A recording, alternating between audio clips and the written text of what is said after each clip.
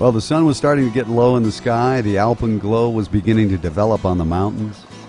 But there were still a couple of more fish that needed to be caught.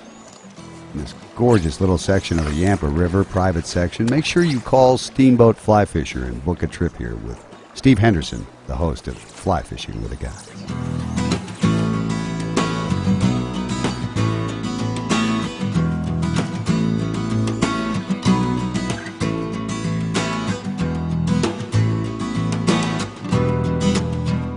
Today's text question: what's a good way to fix drag during a drift? Anticipate direction and the amount of men needed in the line and start by throwing a large mend upstream of the drift. Here's Steve to show you and explain more. What you want to do is prevent drag from happening.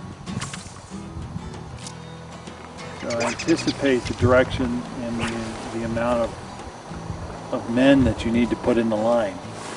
You know, not just wait for it to occur and then both fix it, you know, stop drag plus fix it, and then all of a sudden it starts getting drag again, then you need to stop it and fix it.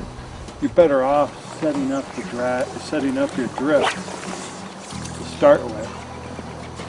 I'm throwing a large mend, so now I've got a really nice drift going on, and now I just have to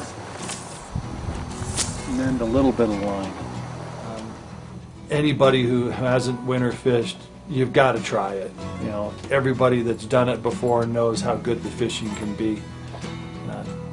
You've got to try it one of these days. Get out and explore. That's what I always kind of encourage people to do. Is do something new and different. That's what makes fishing fun, and we certainly had a lot of fun today.